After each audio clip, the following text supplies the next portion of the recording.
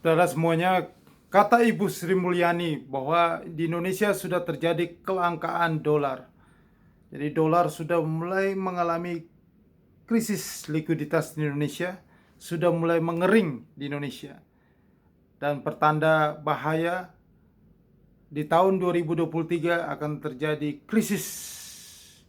Indonesia akan mengalami krisis, ya, mengalami dampak yang disebabkan karena kondisi ekonomi global. Dan apa yang dikatakan oleh Sri Mulyani ini berdasarkan data dari International Monetary Fund dan dari Bank Dunia. Pernyataan jujur dari Ibu Sri Mulyani ditentang oleh beberapa kalangan, berasal juga dari mantan wakil presiden, ya, yang menyentil apa kata dari Ibu Sri Mulyani yang selalu mengatakan, katanya, dari Pak mantan mengatakan bahwa menakut-nakuti warga Indonesia, masyarakat Indonesia. Tetapi perlu diketahui, pernyataan jujur statement dari Ibu Sri Mulyani, Menteri Keuangan RI, adalah untuk menyelamatkan semua warga masyarakat Indonesia supaya terbebas dari masalah yang akan terjadi, supaya lebih antisipasi langkah-langkah sebelum semua itu terjadi. Nah, perlu diketahui bahwa apa yang selalu dikatakan oleh pejabat-pejabat, ya, tentang perfect storm atau badai yang sempurna itu, yaitu yang sudah dikatakan oleh IMF dan Bank Dunia, International Monetary Fund dan Bank Dunia, mengenai tentang perang Rusia Ukraina yang menyebabkan harga-harga komoditas naik, menyebabkan krisis energi, menyebabkan krisis pangan, ya. Setelah itu ada fenomena inflasi tinggi. Dari itu membuat inflasi tinggi di banyak negara di dunia, membuat penguatan US dollar, suku bunga yang naik, ya, pengetatan likuiditas, tight money policy, membuat US dollar semakin menguat, ya. Terus krisis yang disebabkan dari US dollar menguat itu akhirnya menjadi krisis utang. Banyak negara yang terlilit, ekonominya terlilit utang akibat penguatan US dollar. Krisis utang yang terjadi di banyak negara membuat ekonomi dunia makin terpuruk. Banyak negara yang bangkrut. Diprediksikan ada 66 negara menurut IMF dan Bank Dunia. Krisis geopolitik, ya. Setelah perang Rusia Ukraina ada China dengan Taiwan, Korea Utara dengan Korea Selatan dan Jepang, ya. Krisis yang terjadi juga antara Amerika dan Arab Saudi tentang Arab Saudi yang tidak menuruti apa kata Presiden Amerika tentang ya nanti bulan November ini, tentang pemangkasan kuota 2 juta per barel produksi minyak mentah yang dipangkas produksinya, yang membuat harga minyak itu terus melambung tinggi, yang membuat Amerika tidak bisa lepas dari inflasi yang makin tinggi. Karena sudah terbukti ekonomi Amerika dari kuartal pertama mengalami krisis 0,6%, kuartal kedua 1,6%, dan kuartal ketiga kembali lagi dari resesi di bawah 2% itu, 0,6% di kuartal pertama, 1,6% di kuartal kedua, dan berbalik arah, rebound kembali dari resesi, bebas dari resesi dengan kuartal ketiga 2,6%, diikuti juga dengan ekonomi nomor 2 setelah Amerika Serikat, ekonomi terbesar, mesin ekonomi terbesar nomor 2 yaitu China. Negeri tirai bambu itu juga mengalami peningkatan, ekonominya bertumbuh 3,9% dibanding kuartal sebelumnya, kuartal kedua, yaitu 0,4%. Ini angka yang sungguh fantastis, ya. Ekonomi sudah rebound kembali. Tapi perlu diketahui bahwa dengan angka-angka yang sudah muncul ini, yang tanda-tanda ekonomi sudah membaik ini, membuat kekhawatiran yang cukup besar akan terjadi benar yang dikatakan tahun 2023 dunia gelap oleh IMF dan Bank Dunia itu. Karena dolar itu akan pulang kampung. Rame-rame masyarakat dunia, negara-negara di dunia itu memborong dolar, memburu dolar. Greenback, artinya dolar kembali pulang kampung. Jadi greenback kembali ke AS, kembali ke Amerika Serikat, dan itu dampaknya nanti akan terjadi di dalam negeri kita, di Indonesia. Rupiah udah pasti akan menuju ke level 18.000. Kita lihat nanti besok hari Senin tanggal 31 Agustus. Penentuan market akan berbalik arah. Market akan jatuh dalam sampai November dan Desember. Karena tanggal 2 November nanti Bank Sentral Amerika Serikat, The Fed, akan menaikkan suku bunga yang cukup fantastis.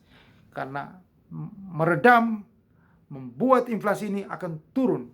Karena inflasi bulan Oktober pasti akan tinggi. Karena data kuartal ketiga sudah naik di atas ekspektasi yang 2,4% jadi 2,6%. The Fed akan lebih agresif, hawkish untuk menaikkan suku bunga nanti tanggal 2 November. Maka greenback pulang kampung. Dampaknya sangat besar. Dampaknya cukup besar. Ya, akan terjadi dengan negara Indonesia.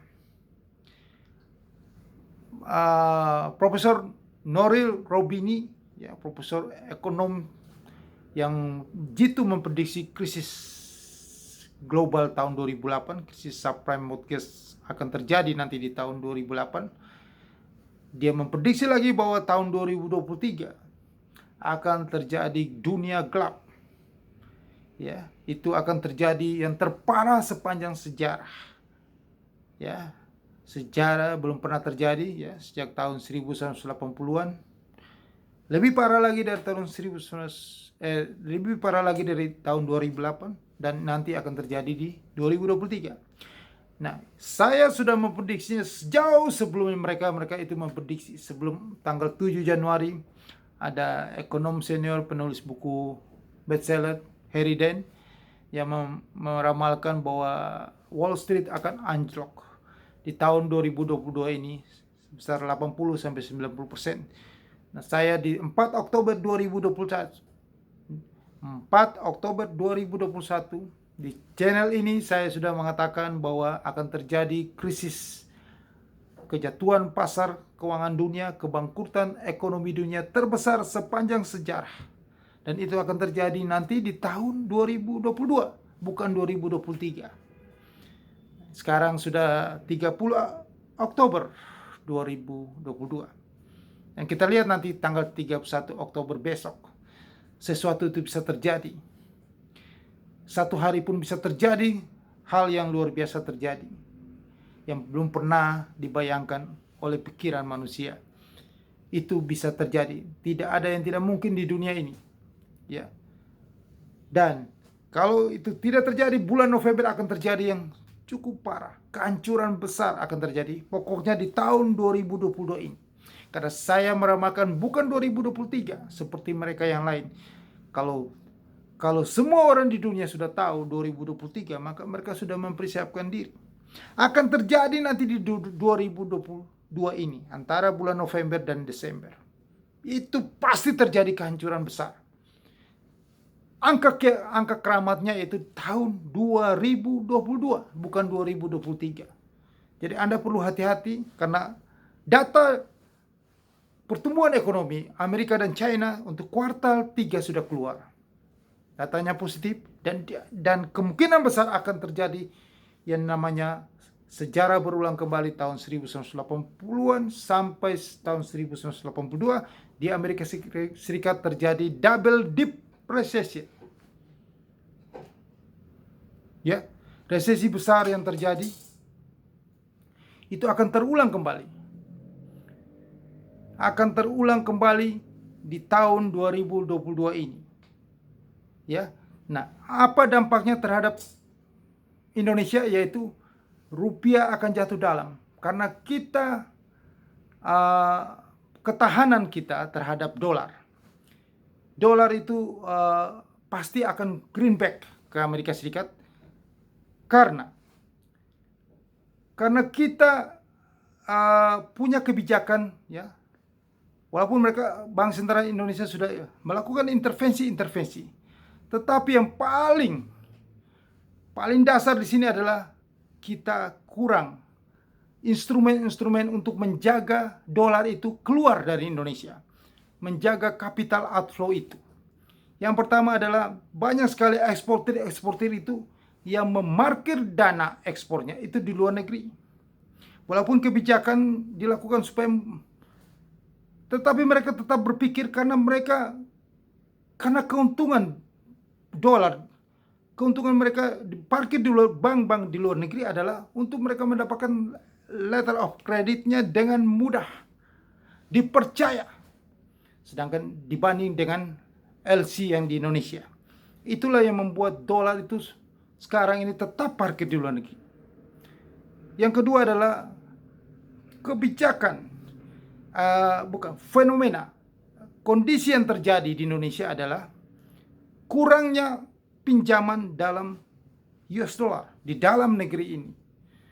Kebanyakan pinjaman dalam rupiah, kebanyakan simpan dalam US dollar, tetapi tidak ada pinjam dengan US dollar. Jadi bank-bank nasional, bank-bank di Indonesia itu bunga yang dibebankan kepada simpanan US dollar itu sangat minim dibanding bank-bank di luar. Maka trennya adalah lebih banyak menyimpan uang di bank-bank asing, bank-bank di luar negeri daripada bank-bank di Indonesia. Karena suku bunga dalam US dollar itu kecil sekali dibanding di luar. Maka ini yang membuat capital outflow. Dolar itu makin langka di Indonesia.